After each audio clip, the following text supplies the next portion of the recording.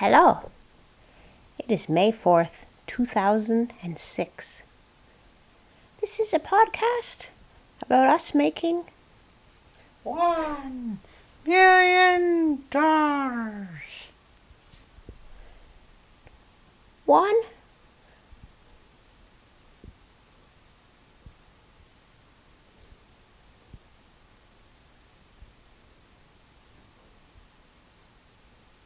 I made some videos.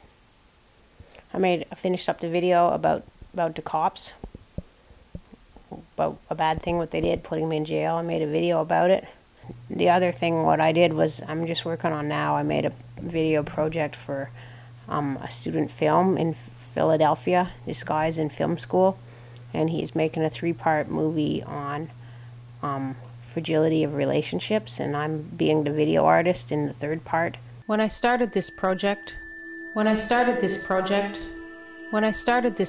thought about other projects I had done. When I wrote a script, they were better. How much time did I want to spend writing a script? Not that much time, I said to myself. So I wrote some of those scripts anyways, thinking I could use them for ideas. But now, when I read them and have reviewed the footage, what I already took, I think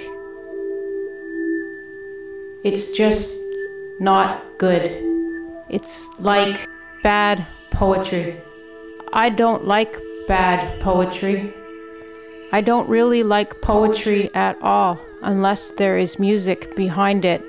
Then it is a song. I like songs. I actually like songs better when they don't have words. Fragility of relationships. Fragility. Why are relationships fragile?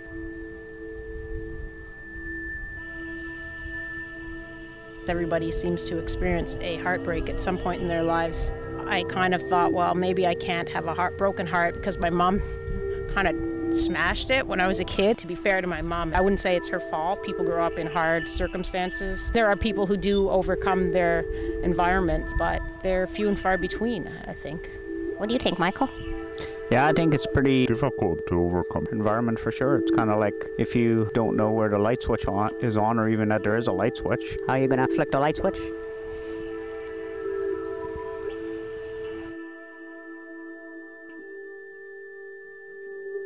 I hope this is going to be good stuff for you, David. When I left home, I had a lot of anti-mom sentiment. I didn't want to be anything like her. I didn't dance, what she really loved. I just read all the time. In my late 20s, I was living in Ottawa, drinking too much, hanging around with people who were having parties where they all got together with various drugs they were on, cooking them up and shooting them. Everybody ran out of money, and the parties became violence-centered, removing yourself from the normal way you feel. I started dancing in my late 20s, going to clubs, standing there, feeling like an idiot, trying to dance. I totally got into it. Dropped out of art school. Started DJing. Went back to art school. Did I reinvent myself? I feel like I just connected with who I was. I talked to some of my friends from Ottawa. Actually, only one of them. A lot of those people are dead. Or went insane. I don't know.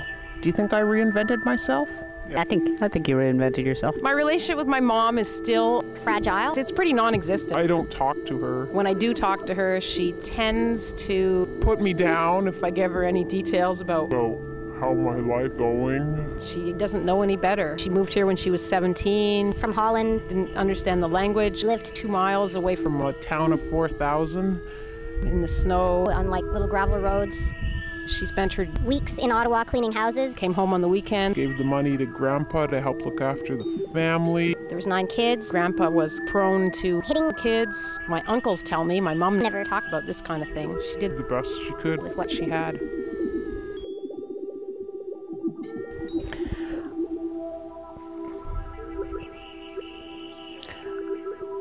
When I started this piece, I wrote out, I guess I thought I would write a script, but there wasn't so much time. So they're kind of like poems. Unless a poem is really good, it just seems kind of weepy. It's just things a person can't say in real life, can't even say in an email. Sometimes the poem doesn't make sense. Sometimes you don't know what the person is talking about. That's when you know it's a poem. Yes. And I've been continuing to cover events in the Vancouver area.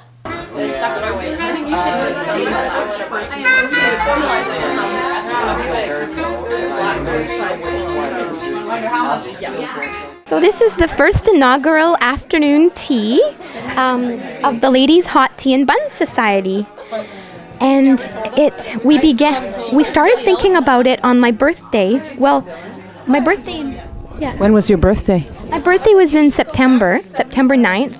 And I was upstairs laying in bed when Russell came in the room in his underwear with a tray of the whole breakfast laid out for me. And he served me tea with the breakfast and all these little nice pieces of fruit, and it was the most beautiful experience I'd had. And so we were talking with Jason, our other housemate, one day after that, and I was saying how delightful that experience was, and I wish people would have that more, being served by men in their underwears.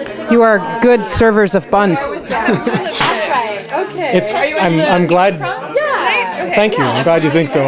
It's the first time I ever served buns, actually. An interpretive dance of the bun push.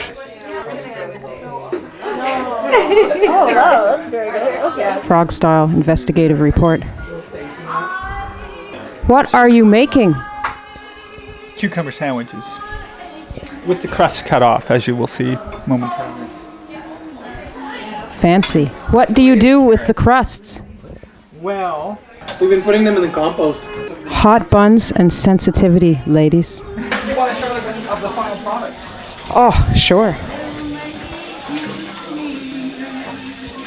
Oh, yeah. Happy Valentine's Day. Yeah. Happy Valentine's Day. Does anybody need anything like chocolate caps? Sure. Yeah, that's what we have some items not on the menu. Can I interest you in Valentine's cupcake, Miss Malcolm?